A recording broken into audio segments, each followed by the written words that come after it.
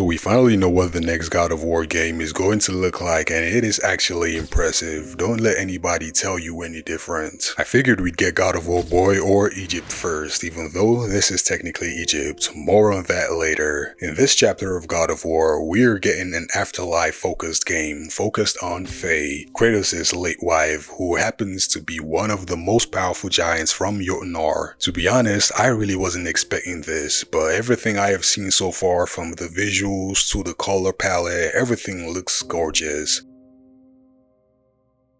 The game picks up from Laufey's perspective right after the start of the original God of War 2018, so it is important to know that God of War Laufey runs concurrently with God of War 2018, which is why she immediately regains consciousness somewhere else when the fire was lit. The location where she wakes up is called the Everywhen, which is a fascinating idea. The reveal gives us the gameplay, the violence, and the gorgeous graphics, but it also hints at a number of things. For one, this is where gods go when they die, and I suspect this was the realm Odin was trying to look into with the mask that we assembled or coupled together in God of War Ragnarok. The reveal also introduces us to two massive mysterious characters. One of them is a massive brute called Begtse, the famous Buddhist God of War who calls Faye a godling, suggesting she is on the lower levels of divinity but is still a god in the sense we know them in the God of War universe.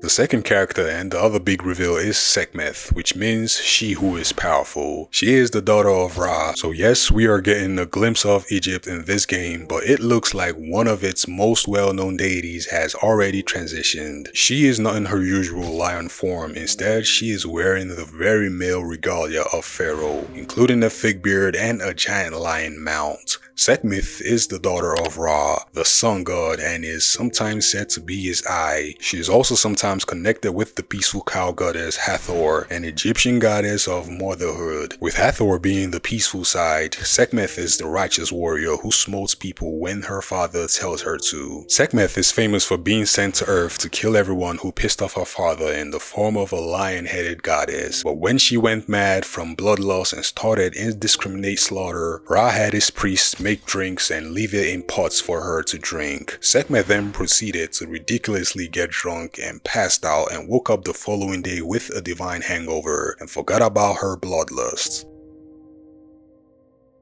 Begtse is a Tibetan god with 3 eyes who is often called the God of War by the Mongols, and yes, he does remind us of the original Kratos, quick to anger and quicker to violence. It looks like he will be the tutorial boss as well. However, he gives us a piece of information about the world saying the gate is closed. Now, we already know from Kratos' adventures that the afterlife is something you can come back from. He literally climbed out of it at least twice, but the Everywhen looks to be a collective afterlife for all of the gods of all pantheons, so Zeus, Ares, Odin, and Thor must be here somewhere. It would be nice to see Laufey learn more about Kratos' past from them, or even from Lysandra and Calliope, Kratos' first wife and child. However, because this is also not a living world, it leaves Faye's adventures open wide, and I cannot wait to see more.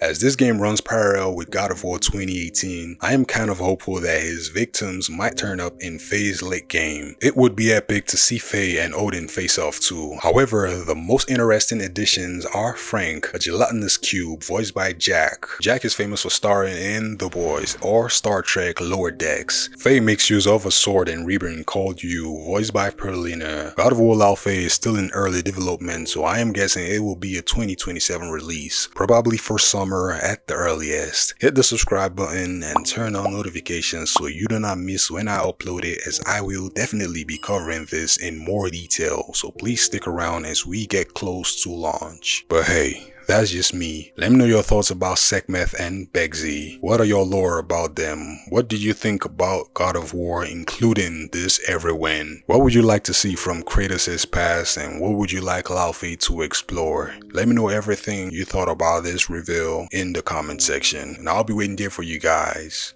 Please, if you enjoyed this video, kindly hit that like button, hit that subscribe button, and hit that notification bell icon so you can get notified when I upload videos like this, as I am trying to hit 1K subscribers by the end of this year. And until next time, Peace and love. Incredible.